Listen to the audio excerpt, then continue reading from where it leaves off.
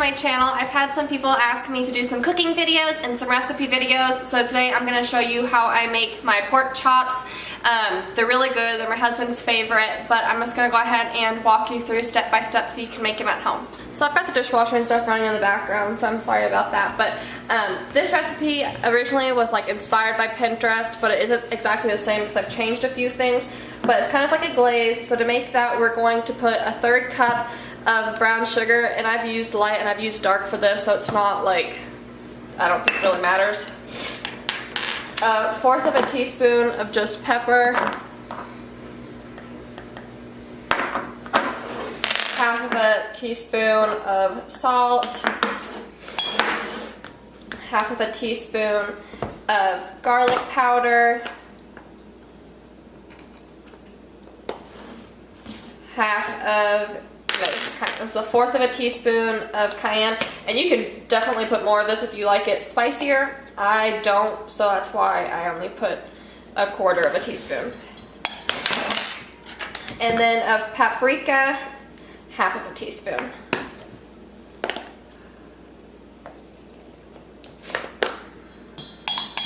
Then I just take a fork and kind of mix it together before I put the pork chops in there. So I almost always have frozen meat, and I almost never defrost it in the microwave or overnight, so I usually forget overnight and I overcook it if I do it in the microwave. So I just take a bowl and fill it with water, cold water, and put my meat that's in the bag just in there like that. Then I'm just going to take these. They're completely thawed. You want to make sure that they're completely thawed.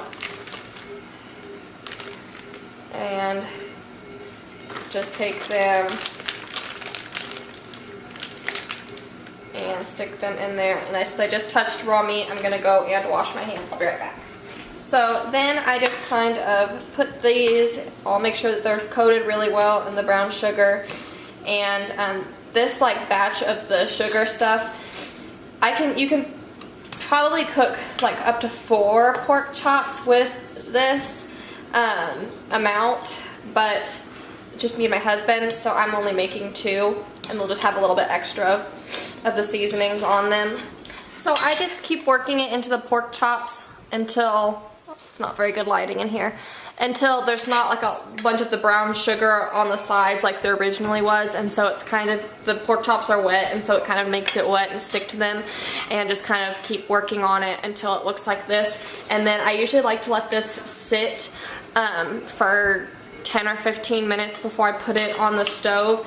Sometimes if I don't have that much time, I just really want to get dinner ready, then you can just go ahead and stick them straight on the stove from this being like this, not letting them sit out. But I think if you let it kind of sit like this for 10 or 15 minutes, that the pork chops have more of the flavor. So what I do is I'm going to go ahead and start prepping my sides that I'm going to have for this meal. So we're going to have mashed potatoes and asparagus. So I'm going to start cutting up my potatoes and washing them. And then I'll also go ahead and start the pan with some oil, which I'll show you, so that is hot before the pork chops go in, because you don't want it, you want to let the pan have time to heat up. Alright, so we just finished with the potatoes, and in case you guys didn't know, you should always start the potatoes in cold water and not let the water start boiling, because that will help your potatoes cook evenly and not get too mushy. And yeah, so I'm going to go ahead and turn that on, and then I went ahead and drizzled some olive oil in here, but I usually I'll probably end up putting a little bit more. I just put enough to kind of cover the bottom really well, and I prefer to use a skillet that is oven safe, because we're going to be transferring it into the oven after we sear the pork chops, and it's just easier if you have something that's oven safe as well. But if you don't, you can always just transfer it into another dish. But if you do it in another, like a pan, or a pan like for the oven, I would recommend you line the bottom with foil, because the sugar can burn on and just make it kind of difficult to clean.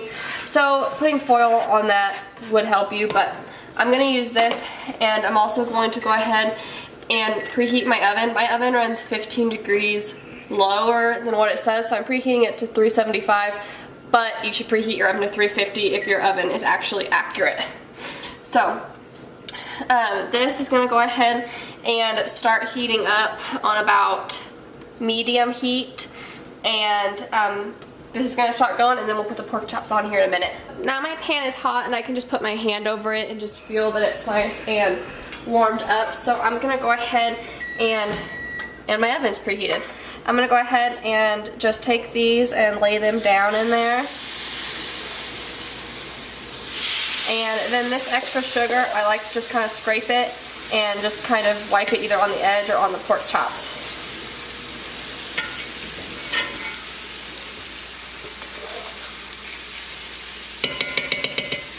So now we're gonna let those cook for probably about 5 minutes or so, just long enough to kind of get each side cooked. And then the more you want it like browned, the higher you can turn it up and get it nice and brown, but we don't like it super brown. So I'm gonna let that cook until both sides are cooked pretty and look nice to what I like, and then I'm gonna pop them in the oven. So here I've got the asparagus that we're gonna be eating. So I'm just going to drizzle this with some olive oil, and then I am going to take some garlic salt, and you could do like minced fresh garlic. I just don't feel like doing that. So I'm just gonna take this garlic salt, and I like this because it's got like coarse pieces. And I think this is from Aldi's. So I'm just gonna take this and sprinkle that on there. And then I'm also going to just take some pepper and grind some pepper on it. And then I'm going to pop this in the oven here in a couple minutes once the pork chops start cooking. So I forgot to salt this water, so I'm just going to go ahead and put some salt in there while that starts cooking. I also went ahead and just added some grated Parmesan cheese to the asparagus, and then just kind of tossed them around in the pan and then laid them back to where they were all flat again. So the asparagus is going to cook for around 15 minutes. I'm going to go ahead and pop that in the oven. I wanted to go ahead and show you how I knew that the potatoes were done. So I just take them and kind of stick a fork in it and see how if they break apart and things like that. And some people say that if it slides off, it's done. But I sometimes like a little bit of like, I don't want it super smooth, if that makes sense. So this is perfect for me. You don't have to push at all to get the fork to go in. So I just took the potatoes over to the sink and drained them, and now I'm going to go ahead and start adding in everything that I put in there. If I was making a gravy, I wouldn't add as much, but I just prefer to just add these things into the potatoes and not make gravy. So I'm going to add some garlic powder, and I don't measure anything as far as this goes. I just add it and then taste it and then see what else. This is the garlic salt with the coarse salt. So I'm going to add some of that. And then I'm also going to just add some normal salt.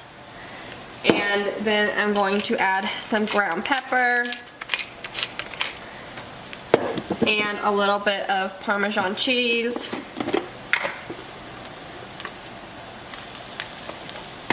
And then I'm also going to add some butter.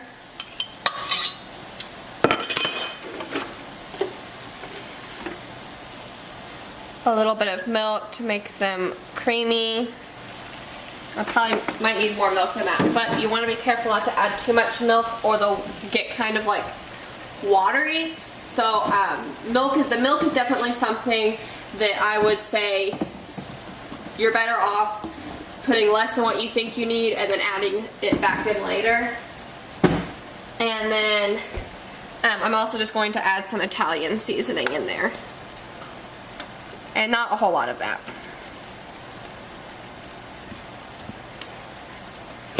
And then I'm just going to take my hand mixer and mix it up. I personally like that just the way it is, so I'm probably just going to go ahead and make sure that it is mixed up really well, and then I'm just going to put a lid on it, and the burner's off, so I'm just going to leave it on this burner so to make sure that it stays warm until everything else is ready. Alright, so I just pulled the pork chops out, and they look really good. They've been in there for about 15 or 20 minutes, and I don't really time them. What I do is just take them out every so often and check their internal temperature with a meat thermometer, which I think is the best way to cook meat. So they need to come up to 170. This one is at 176, and I always just check in the center. And this one is already going ahead and going past 170. It's at around 176 too. And if they're thicker in a different spot besides the center, then you can check them there too, just to make sure. And if you don't have a meat thermometer, you can always, if you think they're done, go ahead and just cut them open and see what color the center is. So those are done. The mashed potatoes are done. I just need to pull the asparagus out of the oven, and everything will be ready to eat. So here's what I'm having for dinner tonight. I hope you guys enjoyed watching this video, and if you have any questions, just leave them down in the comments. And don't forget to like this video and subscribe before you leave. I'll talk to y'all later. Have a blessed day.